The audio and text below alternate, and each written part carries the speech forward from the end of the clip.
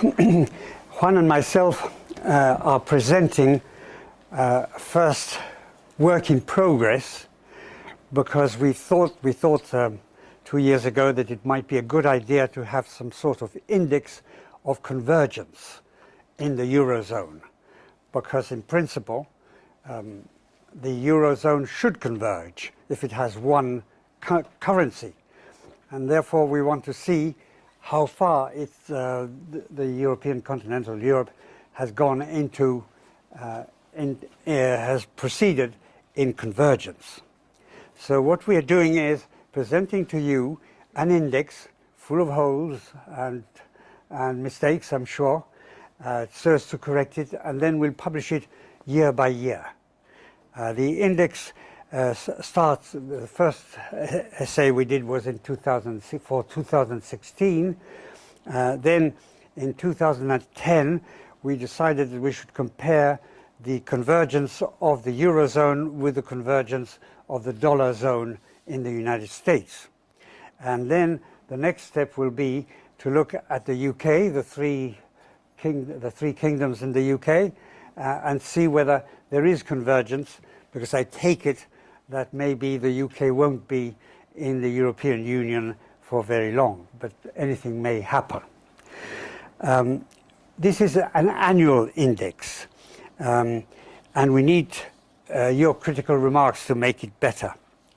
The annual index, when we present the different graphs, you will see that the scale changes for the different indicators, and therefore one has to be very careful about the y-axis, which will give a different picture. We have mixed we've mixed the numbers for the y-axis so that it's visible, but one has to be very careful, and Juan and I will be careful in pointing out that some of the coincidences may be due to our measuring on the y-axis. Now, the idea is that member economies in a currency area should converge. That's what theory says. And we try to observe the dispersion with 11 indicators, some real, some monetary. The monetary, I think, is a good proposal, because the macroeconomic balance procedure of the Commission doesn't include money, and therefore we add money in the way that I will explain in a second. What we then do is calculate the standard deviation per country per year of the 11 indicators, and we aggregate those indicators into 4 chapters. For each chapter we've calculated the simple arithmetical average of the standard deviation per index per year. Now this is very rough, having simply an arithmetic mean for those 11 indicators, and then we go on to calculate the overall index of dispersion for the whole of the Eurozone. The index is again the arithmetical average of the 4 chapters. So we have 11 indicators gathered into 4 chapters, and then the 4 chapters gathered into one overall index. Or, well, it's good that we should use standard deviation, but you must know that we are simply using the mean in every aggregation. So let me see which.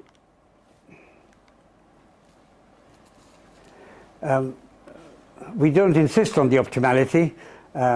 Never try to define it, but what we do is we assume that if you have a single monetary zone, then the optimal is that there should be convergence in all the indicators. Let me see the indicators. Right, we've done this.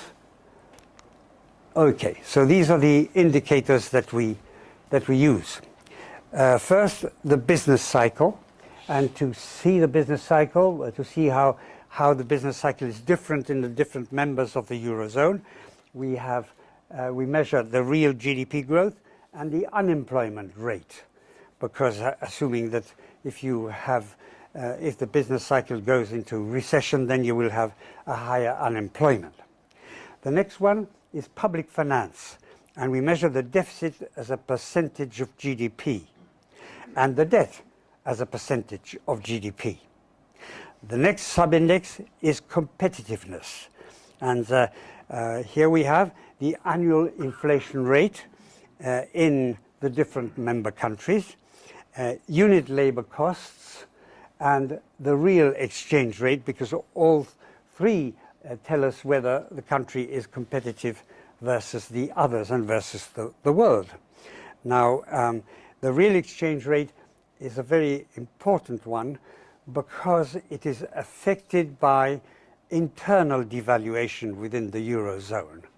And this is to point at Germany, because Germany under Schröder was able to pass through with the trade unionists and his party, pass through a series of measures that were the internal devaluation of Germany, and that together with the arrangement of Target 2, about which we're going to say something later, that means that Germany is in a special position, and that is reflected in the surplus of the balance of payment, the surplus of the balance, and therefore the competitiveness is an important one, and some of the members cannot attempt competitiveness. I should say, well, not only Greece but also Italy.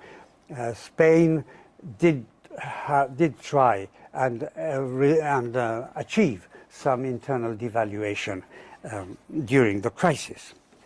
The next one is monetary dispersion. It's the arithmetical average of first the contribution to the Eurozone annual M3 growth by the member state, then the credit to the private sector, and then the current account balance of each member state with the rest of the world.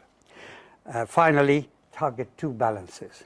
The current account shouldn't be in a dispersion index unless the current account is being financed publicly. If a country has a deficit in the current account, then it can go to the open market and get some loans, and this is not something that is forbidden. But in the European Union, the current account is twisted or is skewed because the deficits of different members are financed politically by Target 2 balances. And therefore, it's the Target 2 balances and the fact that the ECB, after Germany passing on their credits to the ECB creates money so as to cover the deficits in the balance of payments and the basic balance of the different members. And this has explained why Greece had a 12% deficit, foreign deficit, 12% of GDP, and Spain had 10%, and so on. And this was fed by the Target 2 balances. And then we take all these and we have an overall index. We have an average, an arithmetic average of all the indicators. We calculate the real exchange rate, as I said, nominal exchange rate between Euro member states versus others, times the difference in the price index in a member state over the price index in the Eurozone. So that it's all rough and ready, but I'm sure you'll be able to suggest something to make this index better. Then what we have is the calculation of the indices, and these are two cautions that we present. The 11 indicators per country, we standardize them with 1999 as the base year. Now, this doesn't mean that convergence was good in 1999. It's simply a starting point. And we are thinking of perhaps looking at how much convergence there was before the euro, the 1999 date. And therefore, we will better this index by not having 100 to start in 1999, but by having some different measure, because there was little convergence in what would become the Eurozone. And then we use the standard deviation of each indicator, but we have to change the dates because the euro area changed in composition. 11 members in 2000, 12 members in 2006, 15 in 2008, and 17 in 2013, 18 in 2015. So this must be taken into account when you judge our index. So in one word, and before I pass my stand here to Juan, in one word, we thought that it would be a good idea to have a yearly presentation of an index of convergence, bettering and making it better. One of the things we've done is we've added the US, compared the convergence index of the European, of the euro with that of the dollar in the United States. And then we want to go and see how much convergence there was before 1999. And then we hope that with time, the difference of dates of people acceding to the euro area will disappear with the progress of the system. So now Juan is going to present the results with very telling graphs. Yeah. Toma. Pasa. ¿Paso yo? Gracias, Pedro.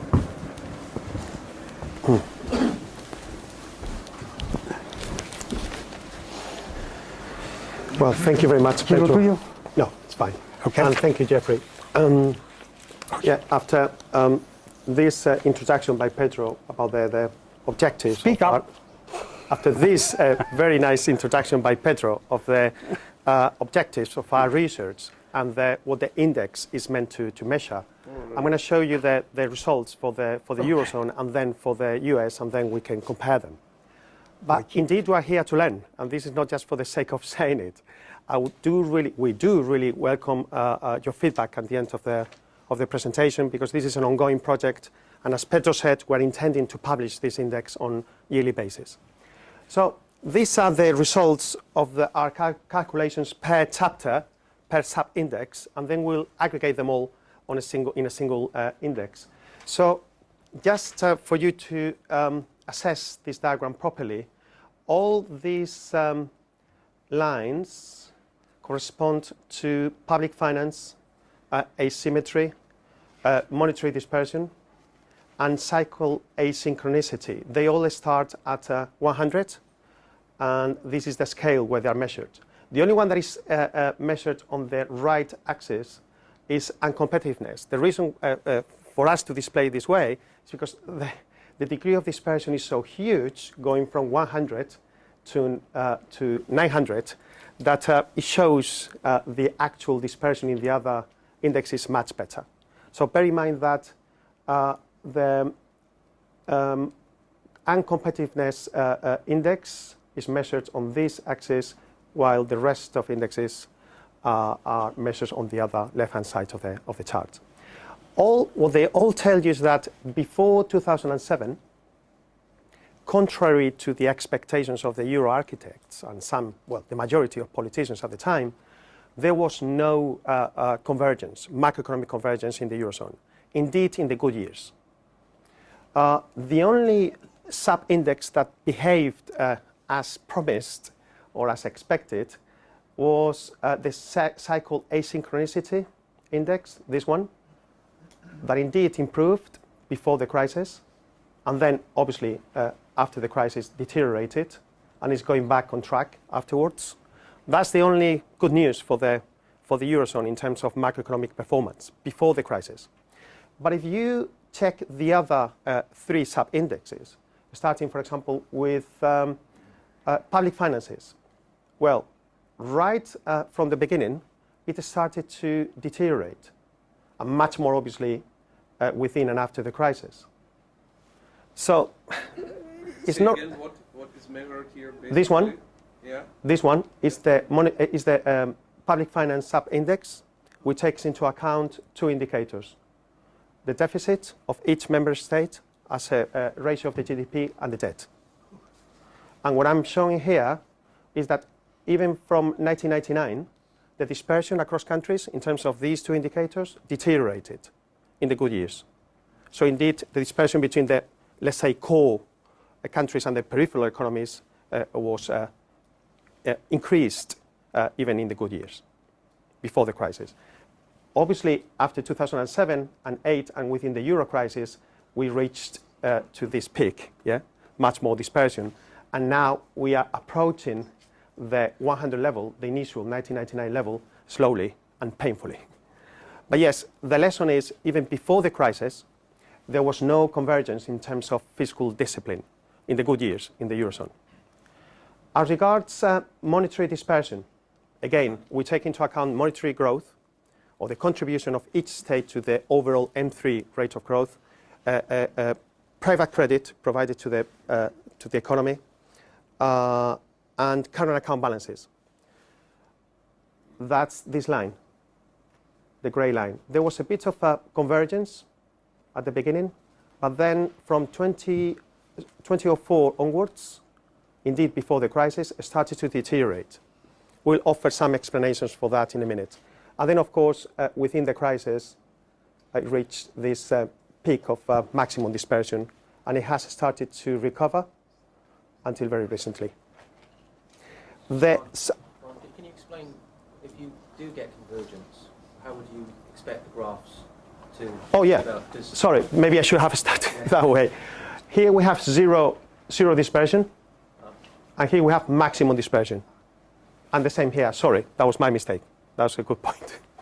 So the higher the value of these indexes downwards, the worse the news are. Sorry, I should have started that way. That's a very good point. So actually what we are displaying here is asynchronicity and competitiveness, because the higher the value downwards, the worse the news are for the Eurozone. So if we were anticipating less dispersion, we would like these values to go upwards. Yeah? Is it clearer now? Sorry for that.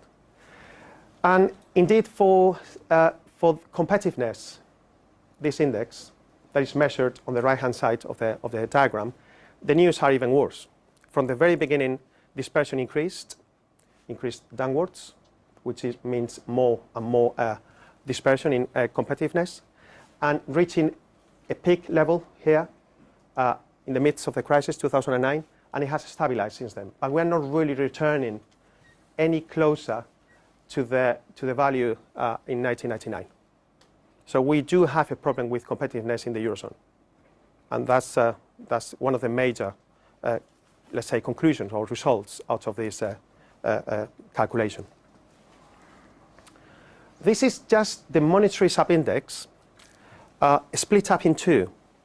One, which is the solid line with our target balances, and if we think that target imbalances are of any value, of any information to offer the proper picture of the problems that we're facing in the Eurozone, we included target 2 as another component within the monetary subindex.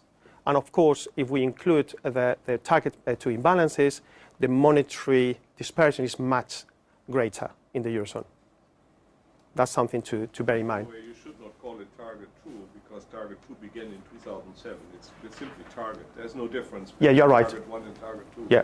Forget We need to change that. Absolutely. Yeah. Well, and then what we do, as Pedro said, is to aggregate all those, to calculate the average, the arithmetic average of all these indicators and sub-indexes into a single figure, which is the overall index of dispersion or convergence in the Eurozone. That's the way we did it. And I really want to underline the caveats here. First of all, we don't really think that this time period is enough to measure in any way or form optimality in the Eurozone. According to Hugh Rogoff, in a paper, in a volume edited by Jeffrey Wood and Forrest Capey, it took 150 years for the US dollar monetary zone to converge towards something close to optimality, as you may want to define it. So that's a very important caveat. If we want to be fair with the euro, we may need more time in order to assess its optimality better. But having those caveats in mind, here we have displayed the overall, again, the overall index of dispersion with and without target. And we have also displayed it with the original Euro 12 versus the enlarged Eurozone membership area. So the difference between this line, the solid black line, which is the overall index for the Eurozone with target, and this one is just target balances. Yeah? If we account for target balances, dispersion is much greater. The difference between these two lines, this is for the original Euro 12 member states, and this is for the enlarged 19, is the increase in dispersion due to the increase in membership in the Eurozone. So indeed, the original 12 member states are much more homogeneous as compared to the enlarged Eurozone 19 in terms of macroeconomic performance. And then, if I may, if I have time, Jeffrey, I would like to explain a little bit more, in our opinion, why all these trends happen. But again, this is just conjectures to some extent, a hypothesis to be tested. First, the data. The only good news, as I said before, is the cycle dispersion that indeed decreased before the crisis. That's the only good news for the Eurozone. By 2006, it was half of the dispersion measured in 1999, at the time of the launch of the euro. That's very good news for the Eurozone. As regards monetary indicators, there was an increase in dispersion in 2006 and 2007 before the crisis. This is the years when we had double digits increase in credit in countries like Ireland or Spain, for example, as compared to a much more modest increase in credit in, for example, in Germany or the Netherlands. Indeed, quite a big dispersion across countries. And in our opinion, and this is again a hypothesis, this has to be related somehow to the abandonment by the European Central Bank of the first pillar as the reference value to make monetary policy decisions in 2003. As you will know, in 2003, the ECB reviewed its strategy, effectively changed its strategy, as I said, and it didn't publish the reference value for M3 growth anymore. This may be one of the reasons behind we experienced monetary dispersion even before the crisis, in our opinion. Again, public finance dispersion increased 22% again, even in the good years before the crisis. And competitiveness, this is the bad news for the Eurozone. It started to deteriorate very sharply even before the crisis. 125% accumulation in dispersion by 2006. Indeed, before the crisis. Sorry for being so repetitive, but this is very important. We were not ready, in our opinion, to face such a big crisis, even just paying attention at these very, very common indicators. And in terms of the overall index of dispersion, macroeconomic dispersion doubled from 1999 to 2007. What about the crisis years? Well, as expected, and this is nothing anomalous, let's say, in the running of the euro, all these macroeconomic indicators deteriorated all across the Eurozone, and in some countries much more than in others, and that was reflected in these indexes of dispersion. So all of them show an increase in dispersion. If we add target 2 balances after 2008, dispersion was even greater, much greater. Some remedies to fiscal differences across countries were introduced during the crisis. Devaluation policies in many peripheral economies. And you could tell the effects of these devaluation policies in terms of competitiveness actually reducing the degree of asymmetries all across the Eurozone. That's the good news. Indeed, with the introduction of QE since 2014, monetary dispersion diminished as well across Eurozone countries. That's also good news for the Eurozone. Let me just skip this because I'll show you in a minute. This is what Pedro introduced before. This is the situation of Germany, let's say the core economy in the Eurozone, as compared to Portugal, Ireland, Greece, and Spain in terms of real exchange rates before and after the crisis.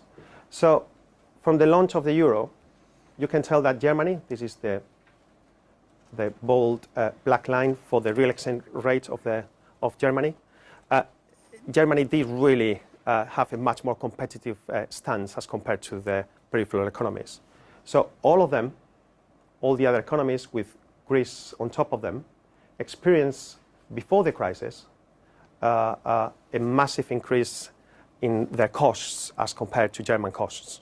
And that's reflected in these sharp changes in real exchange rates across countries.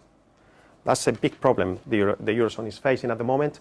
And the devaluation policies, at least for Greece and for Spain, have again mitigated the effects of dispersion. That's the good news, that's the positive news. So even if it's painful, it is possible to diminish asymmetries in terms of competitiveness, but through the conduction of very painful devaluation policies, internal devaluation policies. Because of course, it is not possible under the Eurozone, under the euro, to conduct an external devaluation. What we then did is to apply the same method, the same indicators as much as we could, to calculate similar indexes for the US dollar, for the mainland 50 states in the US, in order to compare these big monetary areas in terms of macroeconomic performance. So these were the indicators used for the US economy. Again, the business cycle index, the real GDP per state, unemployment per state as well, for the 50 states in the US. Public finance the same, deficit and debt. Competitiveness, the consumer price index, but in this case, we could not have a CPI per state. As far as we know, it is not available per state. You can find it per city, per village sometimes, but not per state. So we did it for the 4 major economic areas in the US. Labor costs and also the real exchange rate, we did the same thing. Regarding monetary dispersion, unfortunately, we don't have information as regards the creation of of deposits and monetary growth per state in America. So we had to proxy it by deposits by households and credit to the private sector. We didn't have access to the current balance per state. As far as we know, it's not reported, it's not calculated. And finally, as we did with the euro, we aggregated them all and calculated the average to produce a single figure. This is something that I just told you before about the data. Obviously, there are very, very big caveats here we need to take into account. Really, really big. One, the USA is indeed a fiscal union with a meaningful federal budget, able to transfer resources to states in crisis in need to be, internally. So that's something very, very important to take into account. And indeed, the USA is a banking union too. So funds move all across the states, the 50 states, to attend saving and borrowing needs. So these two are very, very important caveats in order to assess the performance of these two major monetary areas. So these are the trends per index. And again, as you rightly told me before, here we have 100 and 0 dispersion. So the higher down here, it means more dispersion. If we start in 1999, in order to make it comparable to the Eurozone, we can tell that the dotted line is public finances. It's really good news for the US. As you know, there is for the majority, I think it's for 49 states in the US, we have the no bailout clause in their constitutions. So the ability for the states to run deficits is very limited, very limited. And you can tell how limited it is because the convergence is remarkable, actually. It's really very positive news for the US, and this is a striking difference with the Eurozone. In terms of cycle asynchronicity, well, the cycle actually converged before the crisis.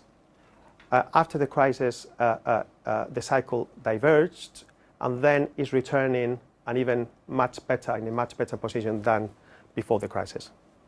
So indeed, the US economy is pretty flexible in accommodating a massive hit, a massive shock to the economy and returning to the pre-crisis levels in terms of asymmetry, much more than the Eurozone. And the not so good news is competitiveness all across the 50 states deteriorated before the crisis, much more during the crisis, and is slowly, if at all, returning to the pre-crisis level. So this is not such good news for the US.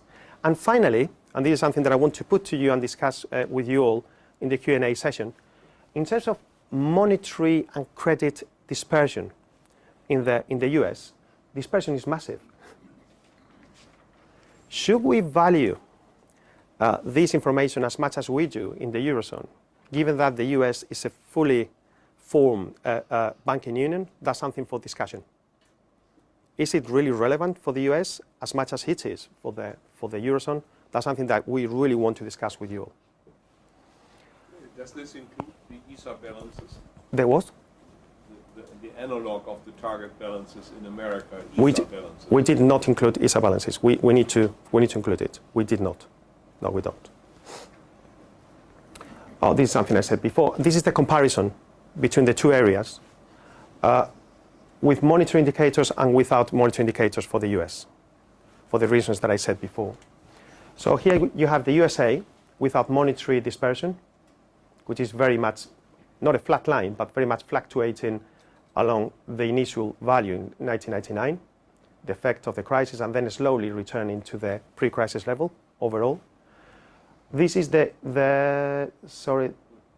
is the USA with monetary dispersion, much closer to the Eurozone. Yeah? So again, the point here is, should we take into account monetary dispersion in the US in order to make it comparable? Is it that relevant? That's for discussion. And that's it. Well, thank you very much.